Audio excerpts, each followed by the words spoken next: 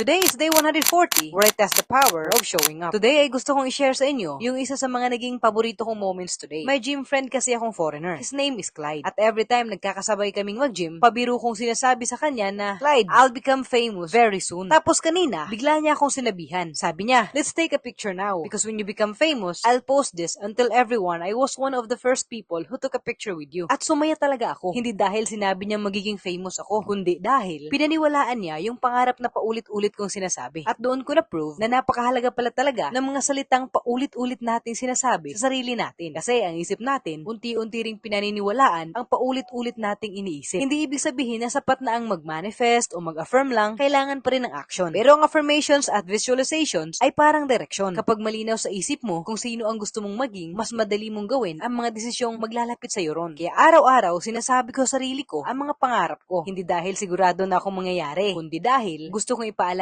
sa sarili ko kung bakit ako patuloy na nag-show up. Kaya mag-iingat ka sa mga salitang sinasabi mo sa sarili mo. Kasi kung araw-araw mong sasabihin hindi mo kaya, baka isang araw paniwalaan mo na rin. Pero kung araw-araw mong sasabihin kaya ko to, at sasabihan mo ito ng trabaho, consistency, showing up, at pananalangin sa Ama, unti-unti ring magiging realidad ang dating pangarap lang. Kaya simula today, magsalita ka sa sarili mo na parang kinakausap mo ang taong gusto mong maging. At pagkatapos mong sabihin, patunayan mo ito sa pamamagitan ng actions mo. Kasi hindi lang pangarap ang nagbabago ng buhay. Pangarap na sinasamahan ng araw-araw na pag-show up. Dito na muna tayo. Show up again tomorrow.